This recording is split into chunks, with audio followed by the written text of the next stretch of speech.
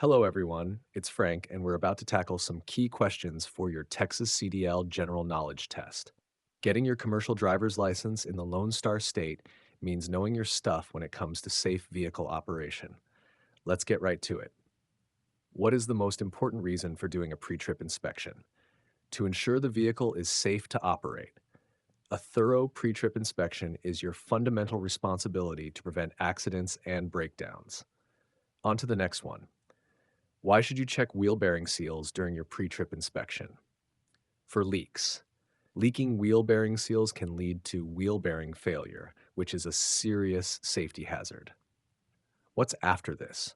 What is the minimum tread depth for front tires on a commercial vehicle? 432-inch. Adequate tread on your steer tires is crucial for safe handling and preventing hydroplaning. Moving on. How many reflective triangles must you carry in your commercial vehicle? 3. These are essential safety equipment for warning other drivers if your vehicle breaks down. So what's next? What is the purpose of an anti-lock braking system, ABS? To help you maintain steering control during hard braking. ABS prevents your wheels from locking up, allowing you to steer around obstacles even when braking heavily. Next on our list, what is hydroplaning? When tires lose contact with the road due to water. This happens when a wedge of water lifts your tires off the road surface, causing a loss of traction. Okay, what's after this? How often should you check your mirrors while driving? Constantly, to be aware of traffic around you. Constant mirror checks are part of your routine scanning to manage your space and surroundings. Let's move on. What is the best way to handle a tire blowout? Hold the steering wheel firmly, stay off the brakes, and slow down gradually. Control is key. Resist the urge to slam on the brakes. What about this next one? What is the maximum legal width for a commercial vehicle in Texas? 102 inches, 8 feet 6 inches. This limit applies to the vehicle and its load, excluding certain safety devices. On to the next question. What is the primary reason for proper cargo securement? To prevent cargo from shifting and affecting vehicle stability or falling off. Shifting cargo can lead to loss of control, vehicle damage, or even a crash. Moving forward. What is a hazard in terms of safe driving? Anything that may cause an accident or requires you to change speed or direction.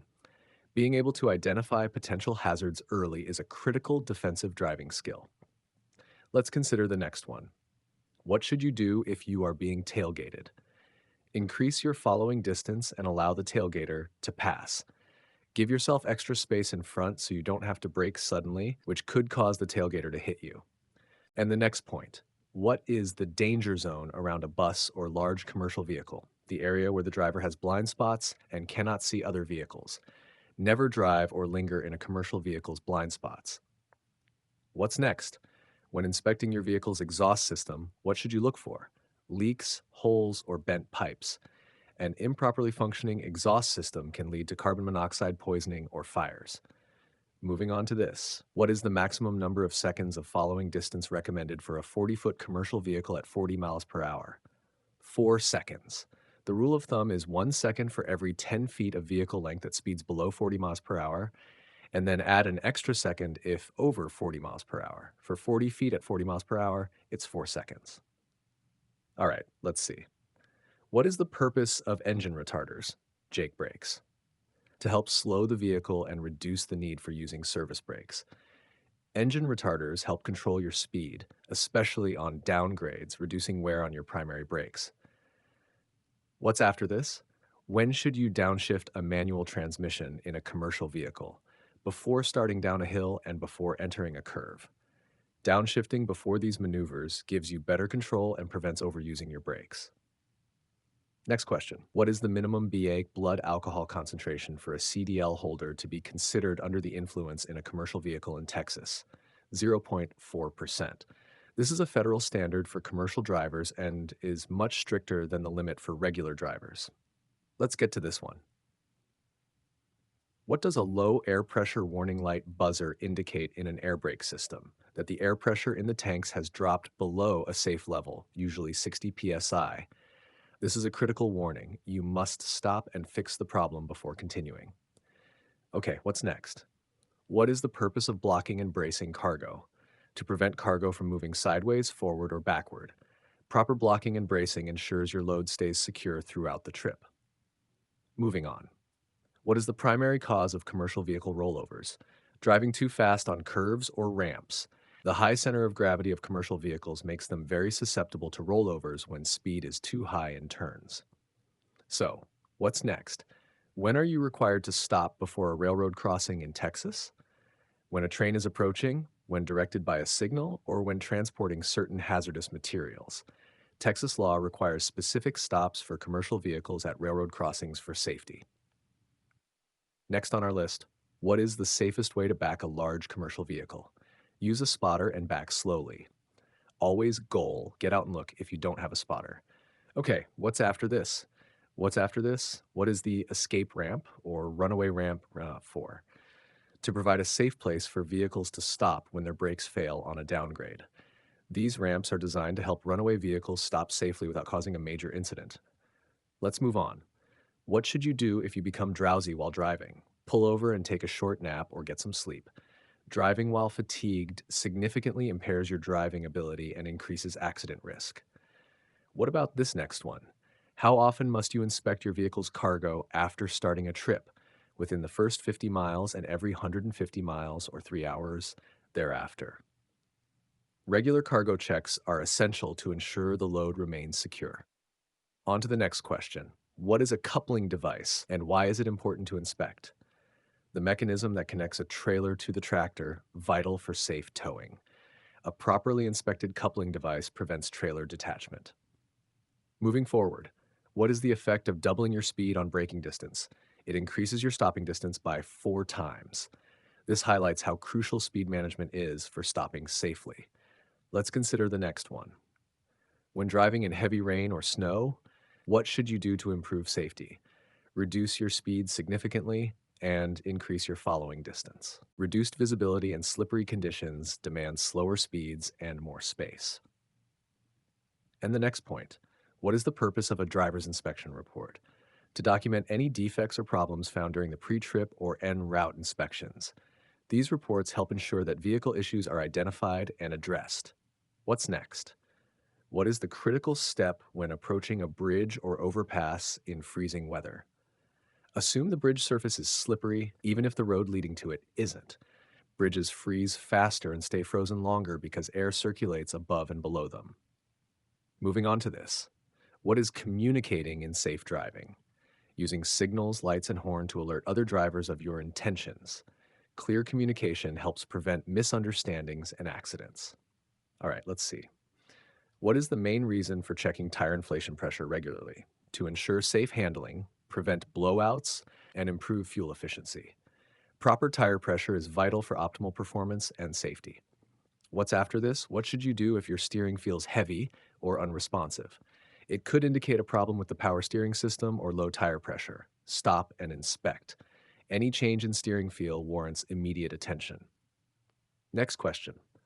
What is the space management principle in driving a large vehicle? Managing the space ahead, behind, and to the sides of your vehicle. Maintaining a sufficient space cushion gives you time and room to react. Let's get to this one.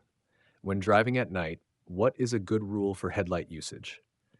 Use low beams when within 500 feet of an oncoming vehicle or 200 feet of a vehicle you are following. This prevents blinding other drivers while still providing adequate visibility. Okay, what's next? What is the off-tracking phenomenon with large vehicles? The rear wheels follow a different path than the front wheels, especially in turns.